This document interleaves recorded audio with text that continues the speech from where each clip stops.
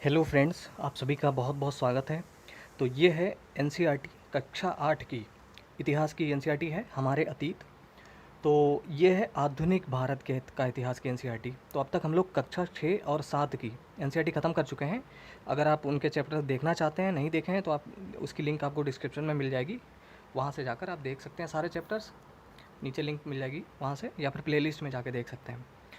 तो 6 क्लास की जो थी वो प्राचीन भारत की, और 7th क्लास की मध्यकालीन भारत की, और ये हम शुरू करने जा रहे हैं जो ये है आधुनिक भारत के इतिहास की। तो आधुनिक भारत बहुत ज़्यादा इंपॉर्टेंट है। आप लोग कह भी रहे थे कि आधुनिक भारत मॉडर्न इंडियन हिस्ट्री कब शुरू होगी, तो आज से शुरू हो रही है। और चूंकि हम क्रम नहीं तोड़ना चाहते थे, इसलिए हमने सोचा कि 6 और 7th की पहले कंप्लीट हो जाए, फिर हम यहाँ से शुरू करें। तो जो बाकी जो 6 7th की हैं वो तो एक ही एक किताब है, लेकिन जो 8th क्लास की हैं ये दो है, भाग 1 और भाग 2। तो भाग 1 में 6 चैप्टर हैं और भाग 2 में भी 6 चैप्टर हैं। तो टोटल कक्षा 8 की जो एनसीईआरटी है उसमें 12 चैप्टर हैं टोटल। ठीक है, तो एक एक करके पहले मैं आपको चैप्टर दिखा दूं कि कौन कौन से पढ़ने हैं हमको चैप्टर इसमें, तो फिर हम शुरू करते हैं। तो ये है विषय सूची। विषय सूची में इसमें 6 चैप्टर हैं इस वाली बुक में, और जो भाग 2 है इसी की, उसमें भी 7 से लेकर 12 तक हैं। तो टोटल 12 चैप्टर हैं। एक एक करके पहला चैप्टर है कैसे, कब और कहाँ। छोटा सा चैप्टर है, जल्दी ख़त्म हो जाएगा। हम कोई भी चीज़ छोड़ेंगे नहीं, क्योंकि अगर कोई चीज़ छोड़ दो तो बहुत सारे लोगों को ये लगता है कि ऐसा तो नहीं कोई इंपॉर्टेंट चीज़ छूट गई हो। तो छूटेगा कुछ नहीं, जो कुछ भी इंपॉर्टेंट है वो सब हम कवर करेंगे। तो चलिए स्टार्ट करते हैं। तो ये पहला चैप्टर है कैसे, कब और कहाँ, 8th क्लास की एनसीईआरटी का। तारीखें कितनी महत्वपूर्ण होती हैं। तो देखिए, जब तारीखों की बात होती है, हम लोगों ने जब 6 क्लास की एनसीईआरटी शुरू की थी, तो वहाँ पर देखा था कि ईसवी क्या होता है, ईसा पूर्व क्या होता है, और उनमें डिफरेंस क्या होता है, किसको माना जाए। कि जैसे 326 ईसा पूर्व का मतलब क्या हुआ, कि मतलब जन्म से ईसा मसीह के जन्म से माना जाए कि उनकी मृत्यु से माना जाए। तो ये सब हम लोगों ने 6 क्लास की एनसीईआरटी का पहला चैप्टर, अगर आपको देखना है तो आप वहाँ से जाकर देख सकते हैं। हमने सब डिटेल में कवर किया था। यहाँ पर कोई इंपॉर्टेंट चीज़ें नहीं बताई गई हैं, लेकिन फिर भी जल्दी से पढ़ लेते हैं।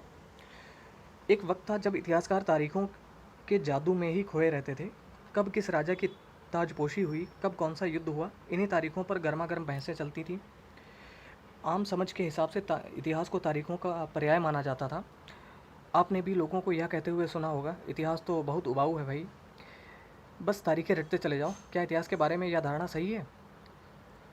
तो इसमें कोई शक नहीं कि इतिहास अलग अलग समय पर आने वाले बदलाव के बारे में ही होता है। इसका संबंध इस बात से है कि अतीत में चीज़ें किस तरह की थीं और उनमें क्या बदलाव आए हैं। जैसे ही हम अतीत और वर्तमान की तुलना करते हैं, हम समय का जिक्र करने लगते हैं, हम पहले और बाद में की बात करने लगते हैं। रोज़मर्रा की ज़िंदगी में हम अपने आसपास की चीज़ों पर हमेशा ऐतिहासिक सवाल नहीं उठाते। हम चीज़ों को स्वाभाविक मानकर चलते हैं, मानो जो कुछ हमें दिख रहा है वह हमेशा से ऐसा ही रहा हो। लेकिन हम सबके सामने कभी कभी अचंभे के क्षण आते हैं। कई बार हम उत्सुक हो जाते हैं और ऐसे सवाल पूछते हैं जो वाकई ऐतिहासिक होते हैं। किसी व्यक्ति को सड़क किनारे चाय के घूंट भरते देखकर आप इस बात पर हैरान हो सकते हैं कि चाय या कॉफ़ी पीने का चलन शुरू कब से हुआ होगा। रेलगाड़ी की खिड़की से बाहर झांकते हुए आपके जहन में यह सवाल उठता है कि रेलवे का निर्माण कब हुआ। रेलगाड़ी के आने से पहले लोग दूर दूर की यात्रा किस तरह कर पाते थे। सुबह सुबह अखबार पढ़ते हुए आप यह जानने के लिए उत्सुक हो सकते हैं कि जिस ज़माने में अखबार नहीं छपते थे, उस समय लोगों को चीज़ों की जानकारी कैसे मिलती थी। ओके, तो यहाँ पर है, ये एक चित्र दिया गया है यहाँ पर, जो कि है ब्राह्मण ब्रिटेनिया को शास्त्र भेंट कर रहे हैं। जेम्स रेनेल द्वारा तैयार किए गए पहले नक्शे का आवरण चित्र 1782। रॉबर्ट क्लाइव ने रेनेल को हिंदुस्तान के नक्शे तैयार करने का काम सौंपा था। तो ये नाम आप याद रखिए थोड़ा सा। रेनेल ने हिंदुस्तान का नक्शा तैयार किया था, और ये बनवाया किसने था? रॉबर्ट क्लाइव ने। भारत पर अंग्रेज़ों की विजय के समर्थक रेनेल को वर्चस्व स्थापित करने की प्रक्रिया में नक्शे तैयार करना बहुत महत्वपूर्ण लगता था।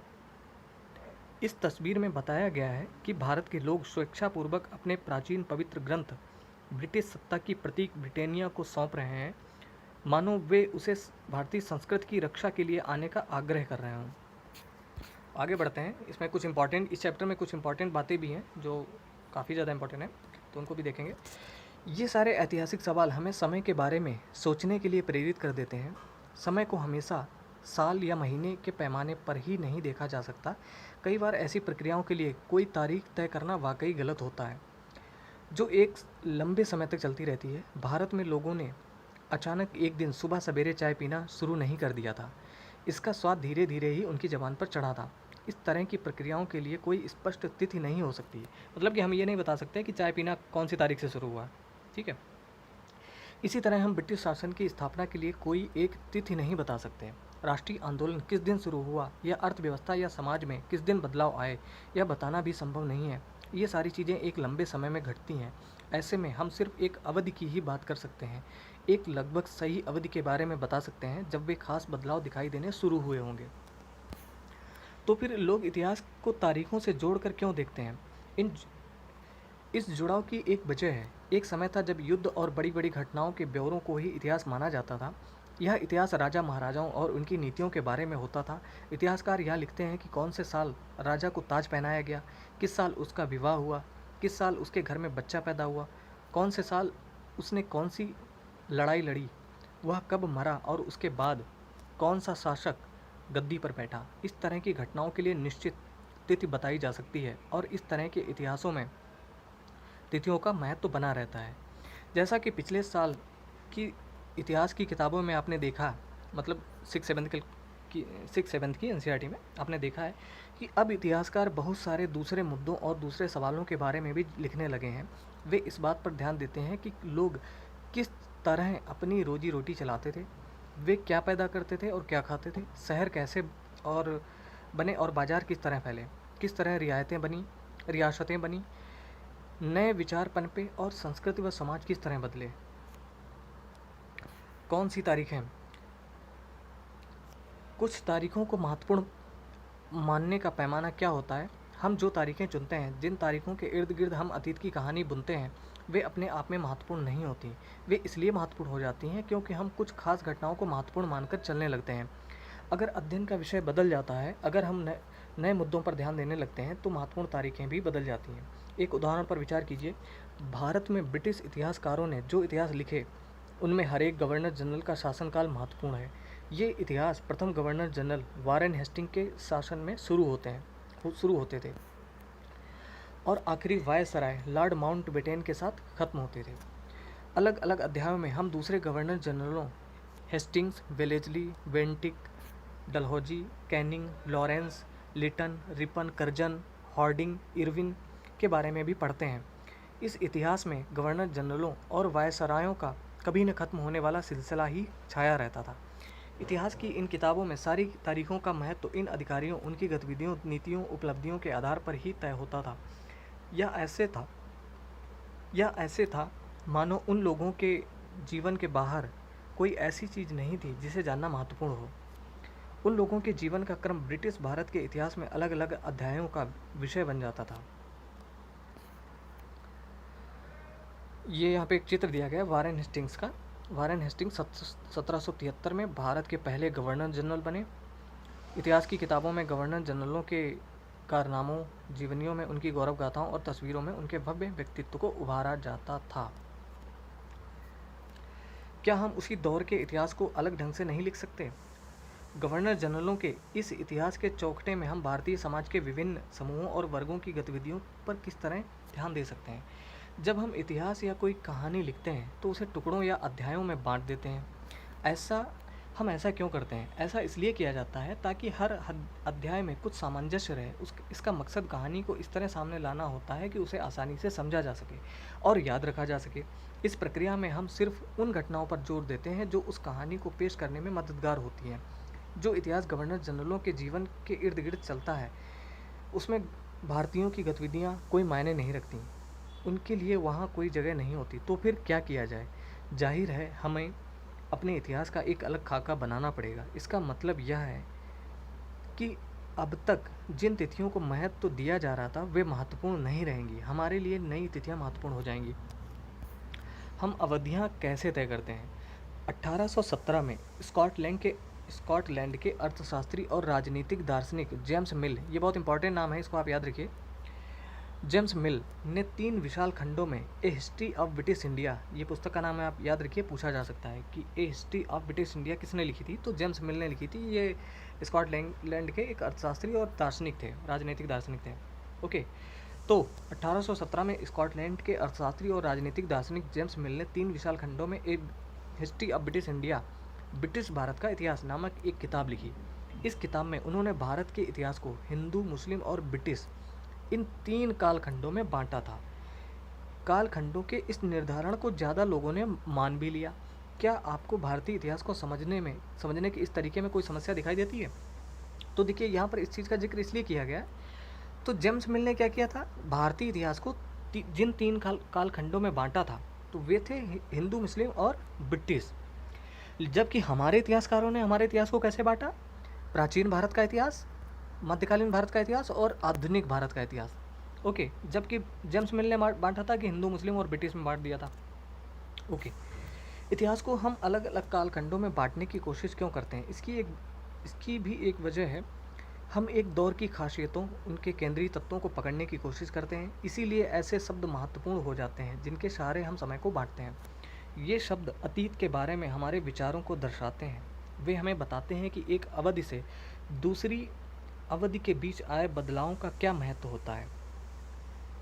मिल यानी जेम्स मिल को लगता था कि सारे एशियाई समाज सभ्यता के मामले में यूरोप से पीछे हैं। इतिहास की उनकी समझदारी ये थी कि भारत में अंग्रेज़ों के आने से पहले यहाँ हिंदू और मुसलमान तानाशाहों का ही राज चलता था। यहाँ चारों ओर केवल धार्मिक बैर, जातिगत बंधनों और अंधविश्वासों का ही बोलबाला था। मिल की राय में ब्रिटिश शासन भारत को सभ्यता की राह पर ले जा सकता था, ऐसा जेम्स मिल का मानना था। इस काम के लिए ज़रूरी था कि भारत में यूरोपीय शिष्टाचार, कला, संस्थानों और कानूनों को लागू किया जाए। मिल ने तो यहाँ तक सुझाव दिया था कि अंग्रेज़ों को भारत के सारे भूभाग पर कब्जा कर लेना चाहिए ताकि भारतीय जनता को ज्ञान और सुखी जीवन प्रदान किया जा सके। उनका मानना था कि अंग्रेज़ों की मदद के बिना हिंदुस्तान प्रगति नहीं कर सकता था। इतिहास की इस धारणा में अंग्रेजी शासन प्रगति और सभ्यता का प्रतीक था। अंग्रेजी शासन से पहले सारा अंधकार का दौर था। क्या इस तरह की धारणा को स्वीकार किया जा सकता है? बिल्कुल नहीं।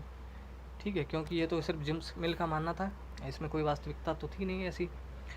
ओके, क्या इतिहास के किसी दौर को हिंदू या मुसलमान दौर कहा जा सकता है? क्या इन सारे दौरों में कई तरह के धर्म एक साथ नहीं चलते थे? किसी युग को केवल उस समय के शासकों के धर्म के हिसाब से तय करने की ज़रूरत क्या है? अब देखो, यहाँ पर ये कहा गया है कि अच्छा, जेम्स मिल ने ऐसा क्यों किया था? क्योंकि जेम्स मिल ने देखा था कि जो शुरुआत में जो प्राचीन भारत था, उस समय हिंदू राजाओं का शासन था। उसके बाद मुस्लिम शासन भारत में उसकी स्थापना हुई, मुग़ल आए और उसके बाद अंग्रेज आए, यानी ईसाई, हिंदू, मुस्लिम और ब्रिटिश। तो इस वजह से उन्होंने इस तरीके से बांट दिया। लेकिन यहाँ पर इतिहासकारों ने, जो बाकी दूसरे इतिहासकार थे जैसे कि हमारे देश के इतिहासकार, इन्होंने ये तर्क दिया कि भाई जिस समय हिंदू राजाओं का शासन था, क्या उस समय दूसरे धर्मों के लोग नहीं थे भारत में? वे भी तो थे। या जब मुस्लिम शासन था, क्या हिंदू धर्मों के लोग चले गए थे भारत से? मतलब वे भी तो रहते थे। तो केवल राजाओं का शासन ही थोड़ी बताया जाएगा। इस वजह से इसको हमारे इतिहासकारों ने इसको प्राचीन भारत, मध्यकालीन भारत और आधुनिक भारत में लिखा। ओके, अंग्रेज़ों द्वारा सुझाए गए वर्गीकरण से अलग हटकर भारतीय इतिहासकार भारतीय इतिहास को आमतौर पर प्राचीन, मध्यकालीन तथा आधुनिक काल में बांटकर देखते हैं। इस विभाजन की भी अपनी समस्याएं हैं। इतिहास को इन खंडों में बांटने की यह समझ भी पश्चिम से आई है। पश्चिम में आधुनिक काल को विज्ञान, तर्क और लोकतंत्र, मुक्ति और समानता जैसी आधुनिकता की ताकतों के विकास का युग माना जाता है। उनके लिए मध्यकालीन समाज वे समाज थे जहाँ आधुनिक समाज की ये विशेषताएं नहीं थी। क्या हम अपने अध्ययन के लिए आधुनिक काल की इस अवधारणा को बिना सोचे विचारे ऐसे ही अपना सकते हैं? जैसा कि आप इस किताब में देखेंगे, अंग्रेज़ों के शासन में लोगों के पास समानता, स्वतंत्रता या मुक्ति नहीं थी। नहीं, यह आर्थिक विकास और प्रगति का दौर था। बहुत सारे इतिहासकार इस युग को औपनिवेशिक युग कहते हैं। औपनिवेशिक क्या होता है? तो चलिए जानते हैं क्या होता है। इस किताब में आप पढ़ेंगे कि किस तरह अंग्रेज़ों ने हमारे देश को जीता और स्थानीय नवाबों और राजाओं को दबाकर अपना शासन स्थापित किया। आप देखेंगे कि किस तरह उन्होंने अर्थव्यवस्था व समाज पर नियंत्रण स्थापित किया, अपने सारे खर्चों को निपटाने के लिए राजस्व वसूल किया, अपनी ज़रूरत की चीज़ों को सस्ती कीमत पर खरीदा, निर्यात के लिए महत्वपूर्ण फसलों की खेती कराई। और इन सारी कोशिशों के कारण क्या बदलाव आए, आप ये भी जानेंगे कि ब्रिटिश शासन के कारण यहाँ की मूल्य मान्यताओं और पसंद नापसंद रीति रिवाज व तौर तरीके में क्या बदलाव हुआ है। जब एक देश पर दूसरे देश के दबदबे से इस तरह के राजनीतिक, आर्थिक, सामाजिक और सांस्कृतिक बदलाव आते हैं तो इस प्रक्रिया को औपनिवेशीकरण कहा जाता है। देखिए, बहुत अच्छी यहाँ पर एक डेफिनेशन हमको मिल गई कि औपनिवेशीकरण होता क्या है। कि जब अपनी पसंद नापसंद रीति रिवाज तौर तरीके में, यहाँ से ये शुरू होती है कि औपनिवेशीकरण की डेफिनेशन, जब एक देश पर दूसरे देश के दबदबे से इस तरह के राजनीतिक, आर्थिक, सामाजिक और सांस्कृतिक बदलाव आते हैं तो इस प्रक्रिया को औपनिवेशीकरण कहा जाता है। तो ये बहुत इंपॉर्टेंट डेफिनेशन है, इसको चाहें तो आप नोट कर सकते हैं। लेकिन जल्द ही आप ये समझ पाएंगे कि सारे वर्ग और समूह इन बदलावों को एक ही ढंग से अनुभव नहीं कर रहे थे। इसीलिए इस किताब को हमारे अतीत यानी कई अतीतों पर केंद्रित नाम दिया गया है। तो हमारे अतीत का मतलब हुआ हमारा अतीत क्यों नहीं। इस पुस्तक का नाम हमारा अतीत भी तो रखा जा सकता था कि हमारा बीता हुआ कल, लेकिन हमारे अतीत इसलिए रखा गया क्योंकि अलग अलग वर्गों के अलग अलग अतीत था। जो राजा लोग थे उनका अतीत दूसरे प्रकार का था, किसान थे उनका अतीत दूसरे प्रकार का था, तो इसीलिए हमारे अतीत नाम दिया गया। हम किस तरह जानते हैं, भारतीय इतिहासकार ने भारतीय इतिहास के पिछले 250 साल का इतिहास लिखने के लिए इतिहासकार कौन से स्रोतों का इस्तेमाल करते हैं, तो जानते हैं। और यहाँ पे कुछ साइड में कुछ लिखा गया है, ये भी हम पढ़ेंगे। पहले ये पढ़ते हैं, प्रशासन अभिलेख तैयार करता है। अंग्रेजी शासन द्वारा तैयार किए गए सरकारी रिकॉर्ड इतिहासकारों का एक महत्वपूर्ण साधन होते हैं। अंग्रेज़ों की मान्यता थी कि चीज़ों को लिखना बहुत महत्वपूर्ण होता है। उनके लिए हर निर्देश, हर योजना, नीतिगत फैसले, सहमति, जांच को साफ साफ लिखना जरूरी था। ऐसा करने के लिए चीज़ों को अच्छी तरह अध्ययन किया जा सकता था और उन पर वाद विवाद किया जा सकता है। इस समझदारी के चलते ज्ञापन, टिप्पणी और प्रतिवेदन पर आधारित शासन की संस्कृति पैदा हुई। अंग्रेज़ों को यह भी लगता था कि तमाम अहम दस्तावेजों और पत्रों को संभाल कर रखना जरूरी है, लिहाजा उन्होंने सभी शासकीय संस्थानों में अभिलेख कक्ष भी बनवा दिए। तहसील के दफ्तर, कलेक्ट्रेट, कमिश्नर के दफ्तर, प्रांतीय सचिवालय, कचहरी, सबके सामने रिकॉर्ड रूम होते थे। महत्वपूर्ण दस्तावेजों को बचाकर रखने के लिए अभिलेखागार, आर्काइव और संग्रहालय जैसे संस्थान भी बनाए गए। 19वीं सदी की शुरुआत में प्रशासन की एक शाखा से दूसरी शाखा के पास भेजे गए पत्रों और ज्ञापनों को आज भी अभिलेखागारों में देख सकते हैं। वहां आप जिला अधिकारियों द्वारा तैयार किए गए नोट्स और रिपोर्ट पढ़ सकते हैं और ऊपर बैठे अफसरों द्वारा प्रांतीय अधिकारियों को भेजे गए निर्देश और सुझाव देख सकते हैं। 19वीं सदी के शुरुआती सालों में इन दस्तावेजों को सावधानीपूर्वक नकलें बनाई जाती थीं। उन्हें खुशनवीसी के माहिर लिखते थे। खुशनवीसी या सुलेखनवीस ऐसे लोग होते हैं जो बहुत सुंदर ढंग से चीज़ें लिखते हैं। 19वीं सदी के मध्य तक छपाई तकनीक भी फैलने लगी थी। इस तकनीक के सहारे अब प्रत्येक सरकारी विभाग की कार्यवाहियों के दस्तावेजों को कई प्रतियां बनाई जाने लगी थी। तो यहाँ पे क्या है, ज़रा ये भी देख लेते हैं। गृह विभाग को भेजी गई रिपोर्ट। सन 1946 में भारत की औपनिवेशिक सरकार शाही भारतीय नौसेना के जहाज़ों में सिपाहियों की बगावत को कुचलने का प्रयास कर रही थी। मतलब ये रिपोर्ट है, तो उस समय रिपोर्ट लिखी जाती थी कैसे, उसके नमूने यहाँ पे दिए गए हैं। गृह विभाग को जो रिपोर्ट मिल रही थी उसके कुछ नमूने इस प्रकार है। बम्बई, इस बात का इंतजाम कर लिया गया है कि सेना, तो यहाँ पे उस समय की जो घटनाएं थी उनको इस तरीके से बताया गया है कि कैसे रिपोर्ट लिखी जाती थी, भेजी जाती थी। सर्वेक्षण का बढ़ता महत्व। सर्वेक्षण यानी सर्वे कितना इम्पोर्टेंट था, देखते हैं। औपनिवेशिक शासन के दौरान सर्वेक्षण का चलन भी महत्वपूर्ण होता गया। अंग्रेजों का विश्वास था कि देश पर अच्छी तरह शासन चलाने के लिए उसको सही ढंग से जानना जरूरी होता है। 19वीं सदी की शुरुआत तक पूरे देश का नक्शा तैयार करने के लिए बड़े बड़े सर्वेक्षण किए जाने लगे। गांव में राजस्व सर्वेक्षण किए गए। इन सर्वेक्षणों में धरती की सतह, मिट्टी की गुणवत्ता, वहाँ मिलने वाले पेड़ पौधों और जीव जंतुओं तथा स्थानीय इतिहासों व फसलों का पता लगाया जाता था। अंग्रेज़ों की राय में किसी इलाके का शासन चलाने के लिए इन सारी बातों को जानना जरूरी था। 19वीं सदी के आखिर में हर 10 साल में जनगणना भी की जाने लगी। जनगणना के जरिए भारत के सभी प्रांतों में रहने वाले लोगों की संख्या, उनकी जाति, इलाके और व्यवसाय के बारे में जानकारियाँ इकट्ठी की जाती थी। इसके अलावा वानस्पतिक सर्वेक्षण, प्राणी वैज्ञानिक सर्वेक्षण, पुरातात्विक सर्वेक्षण, मानव शास्त्रीय सर्वेक्षण, वन सर्वेक्षण आदि कई दूसरे सर्वेक्षण भी किए जाते थे। अधिकृत रिकॉर्ड से क्या क्या पता नहीं चलता। रिकॉर्ड्स के इस विशाल भंडार से हम बहुत कुछ पता कर सकते हैं। फिर भी इस बात को नज़रअंदाज नहीं किया जा सकता कि ये सारे सरकारी रिकॉर्ड हैं।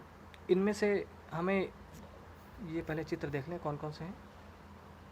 तो बंगाल में मानचित्रण और सर्वेक्षण कार्य चल रहा है। तो ये कुछ चित्र हैं यहाँ पर। 1857 के विद्रोही, तो यहाँ पर आप वीडियो पॉज करके देख सकते हैं। इससे हमें यही पता चलता है कि सरकारी अफसर क्या सोचते हैं, उनकी दिलचस्पी किन चीज़ों में थी और बाद के लिए वे किन चीज़ों को बचाए रखना चाहते थे। इन रिकॉर्ड्स में हमें ये समझने में हमेशा मदद नहीं मिलती कि देश के दूसरे लोग क्या महसूस करते थे और उनकी कार्रवाइयों की क्या वजह थी। इन बातों को जानने के लिए हमें कहीं और देखना होगा।